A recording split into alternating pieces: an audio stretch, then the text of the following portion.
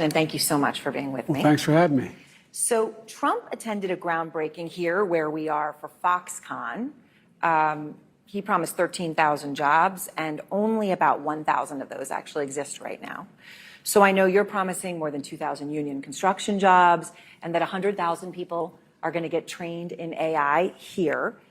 Why should people here believe that you will succeed at creating jobs where Trump failed? He's never succeeded in creating jobs, and I've never failed. I've created over 15 million jobs since I've been president. 15 million in three and three-quarters years. And secondly, Microsoft is a serious player, and they're very much engaged in making sure that they pick this area as sort of the home base for their AI initiative in the nation.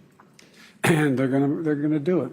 And just like, and by the way, well, I shouldn't go into it, but Trump is, he started off with the golden shovels, you know. For the groundbreaking here. For the groundbreaking, and talked about this being, you know, the eighth wonder of the world.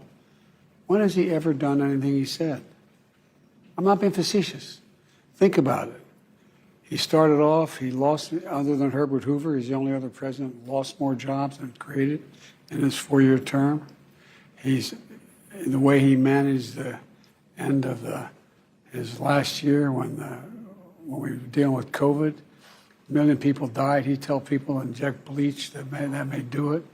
Wasn't a real problem. When he did an interview with one of your colleagues where he just flat out acknowledged he knew how dangerous it was, but he didn't want to speak to it.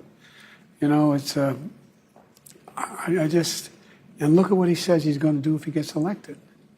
He says he's going to do away with what I've done on Medicare, reducing the price of Medicare drastically. He said he's going to do away with the Affordable Care Act. He said he's going to do it just down the line.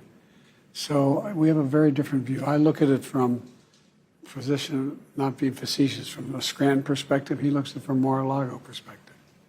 He wants to give more significant tax cuts to the super wealthy. You know, we got 1,000 billionaires in America. You know what their average federal tax is? 8.3%. He talks about if I want to raise it to 25%, that would raise $40 billion, $400 billion over 10 years. We can further reduce the deficit, which I've been able to reduce. I mean, it's just a completely different perspective on how we should proceed.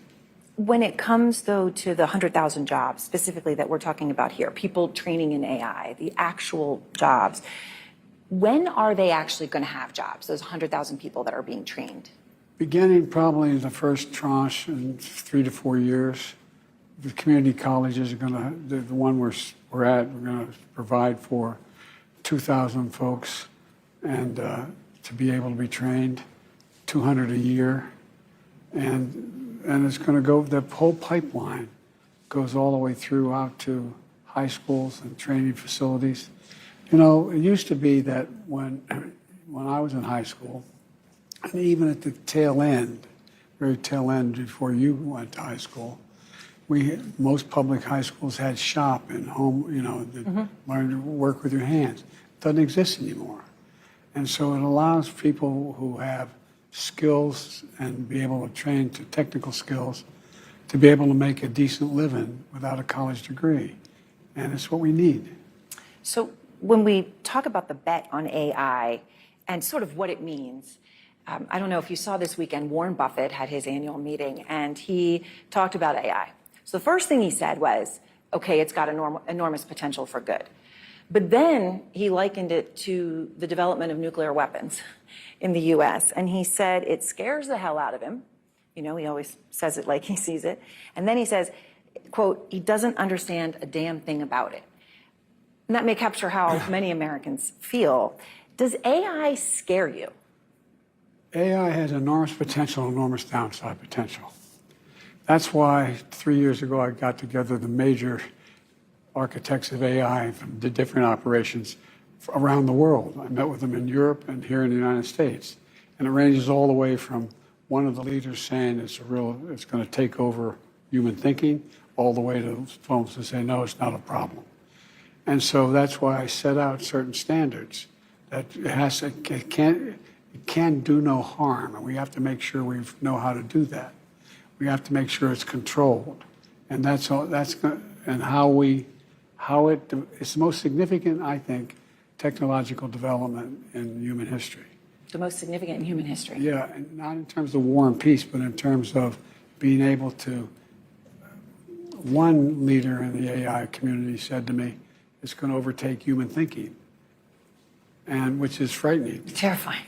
But the other, most think it can be used to everything from find cures for cancer to significantly increase productivity. So when you talk about the economy, of course, it is by far the most important issue for voters. It's also true right now, Mr. President, that voters by a wide margin trust Trump more on the economy. They say that in polls. And part of the reason for that may be the numbers. And you're aware of many of these, of course. The cost of buying a home in the United States is double what it was when you look at your monthly costs from before the pandemic. Real income, when you account for inflation, is actually down since you took office. Economic growth last week, far short of expectations. Consumer confidence, maybe no surprise, is near a 2-year low. With less than 6 months to go to Election Day, are you worried that you're running out of time to turn that around? We've already turned it around. Look at the Michigan survey. For 65% of the American people think they're in good shape economically. They think the nation's not in good shape, but they're personally in good shape. The polling data has been wrong all along. How many, you guys do a poll at CNN, how many folks you have to call to get one response? The idea that we're in a situation where things are so bad, the folks that, we've created more jobs. We're in a situation where people have access to good paying jobs. And the last I saw, the combination of the inflation, the cost of inflation and all those things, that's really worrisome to people with good reason. That's why I'm working very hard to bring the cost of rentals down, to increase the number of homes that are available. But let me say it this way.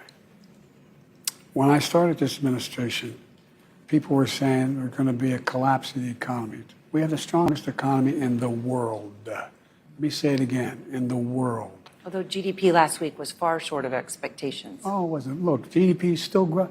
Look at the response of the markets. Overwhelmingly positive. Overwhelmingly positive. And one of the reasons why people feel good about it not being as strong as it was before is they believe that the Fed's going to respond. They hope they're going to get a rate cut. Yeah. Well, no president's had the run we've had in terms of creating jobs and bringing down inflation. It was 9% when I came to office. 9%. But look, people have a right to be concerned. Ordinary people, the idea that you bounce a check and you get a $30 fee for bouncing the check, I changed that. You can't charge more than $8 for that. Or your credit card, your late payment, $35. There's corporate greed going on out there, and it's got to be dealt with. What about, but there's real pain. Grocery prices are up 30%, more than 30%. Since the beginning of the pandemic, and people are spending more on food and groceries than they have at any time really in the past 30 years. That's a real day-to-day pain that people feel. It really is, and it's real. But the fact is that if you take a look at what the people have, they have the money to spend. It angers them and angers me that you have to spend more. For example, the whole idea of this notion that Senator Casey talked about, shrinkflation. I think it's on your Same program. price for a smaller bottle of juice or Well, something. for example, Snickers bar, they did a thing, and it's like 20% less for the same price. That's corporate greed. That's corporate greed. And we've got to deal with it, and that's what I'm working on. I want to ask you about something happening as we sit here and speak, and that, of course, is Israel is striking Rafah. I know that you have paused, Mr. President, shipments of 2,000-pound U.S. bombs to Israel due to concern that they could be used in any offensive on Rafah. Have those bombs, those powerful 2,000-pound bombs, been used to kill civilians in Gaza? Civilians have been killed in Gaza as a consequence of those bombs and other ways in which they go after population centers.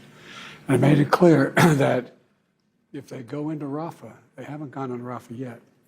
If they go into Rafah, I'm not supplying the weapons that have been used historically to deal with Rafah, to deal with the cities, to deal with that problem. We're going to continue to make sure Israel is secure in terms of Iron Dome and their ability to respond to attacks like came out of the Middle East recently. But it's just wrong. We're not going to supply the weapons and the artillery shells used that have been used. Artillery shells as well. Yeah, artillery shells. So, just to understand what they're doing right now in Rafah, is that not going into Rafah as you define it yet? They haven't gone into the population centers. What they did is right on the border, and it's causing problems with right now in terms of with Egypt, which I've worked very hard to make sure we have a relationship and help. But I've made it clear to Bibi and the War Cabinet, they're not going to get our support if, in fact, they go in these population centers. We're not walking away from Israel's security. We're walking away from Israel's ability to wage war in those areas. So it's not over your red line yet? Not yet, but we've held up the weapons. We've held up the one shipment as an old shipment it was designed for. We've held that up. And I want to ask you one more thing, if I may. The images that people see out of Gaza are horrific.